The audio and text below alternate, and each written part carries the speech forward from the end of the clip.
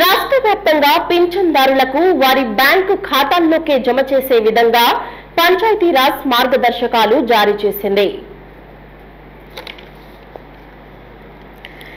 2024 సార్వత్రిక ఎన్నికలలో రాష్ట్ర వ్యాప్తంగా పింఛన్ పంపిణీ తీవ్ర దుమారం రేపుతుంది. ఎన్నికల కోడ్ వచ్చిన తర్వాత ఎన్నికల సంఘం గ్రామ వార్డు వాలంటీర్లను విధులకు దూరంగా పెట్టింది.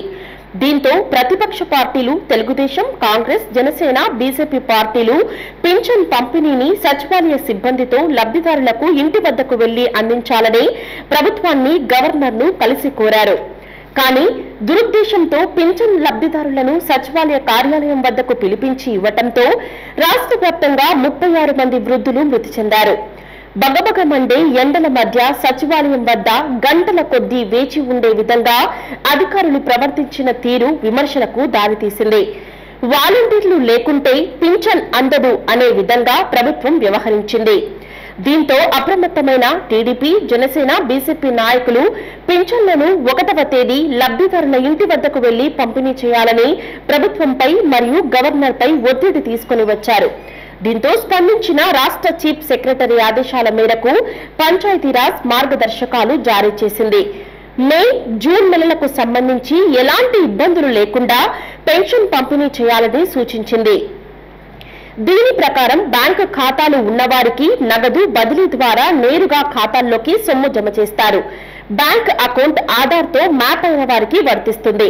బ్యాంకు ఖాతాలు లేని వారు, దివ్యాంగులు, వయోవృద్ధులు, నడవలేని వారు, వీల్చైర్ కు పరిమితమైన వారికి సచివాలయ ఉద్యోగులు ఇంటి వద్దకు వచ్చి అందిస్తారు. మే 1వ తేదీ నుంచి 5వ తేదీలోగా ప్రక్రియ పూర్తి చేయాలని సూచించారు. మే, జూన్ మాసాలలో పింఛన్దారులు సచివాలయ కార్యాలయం వద్దకు రావాల్సిన అవసరం లేదని ఆదేశించారు.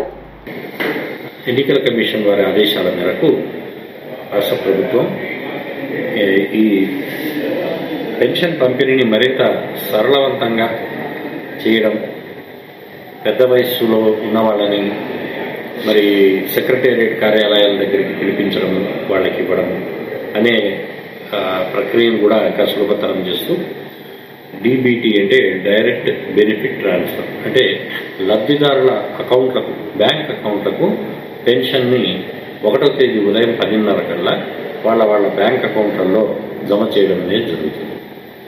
దీంట్లో దాదాపు 75% మందికి మనం ఈ పెన్షన్ను వాళ్ళ అకౌంట్లకు జమ చేయడం జరుగుతుంది. మిగతా 25% మంది ఎవరైతే ఉన్నారో పూర్తి అంగవైకల్యంతో ఉన్నవాళ్ళు, నిస్సహాయ స్థితిలో మంచంలో ఉండేవాళ్ళు, మరి ఇలాంటి వాళ్ళందరికీ కూడా సెక్రటేరియట్ సిబ్బంది ఎవరైతే ఉన్నారో వాళ్ళు వెళ్ళి వాళ్ళ ఇళ్ల దగ్గరే పెన్షన్ పంపిణీ చేయడం అనేది జరుగుతుంది.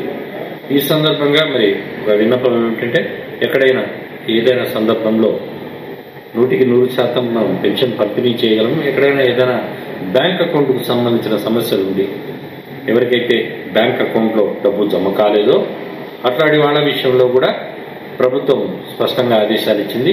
వాళ్ళకు కూడా వాళ్ళ ఇంటికి వెళ్ళి ఆ బెనిఫిట్ ట్రాన్స్ఫర్కి సంబంధించి పేమెంట్ సక్సెస్ కాలేదు, బ్యాంకరు వీళ్ళకి పేమెంట్ పెన్షన్ చెల్లించలేదు అని తెలియజేసిన వెంటనే అధికారులు ఇంటికి వచ్చి వాళ్ళకి 3,000 రూపాయలు అందజేయడం జరుగుతుంది.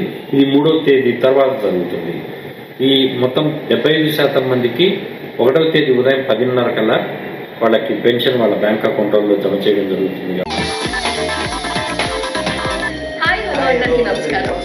నేను మీ పల్లవి Gowda. Don't forget to subscribe Nandyala Community.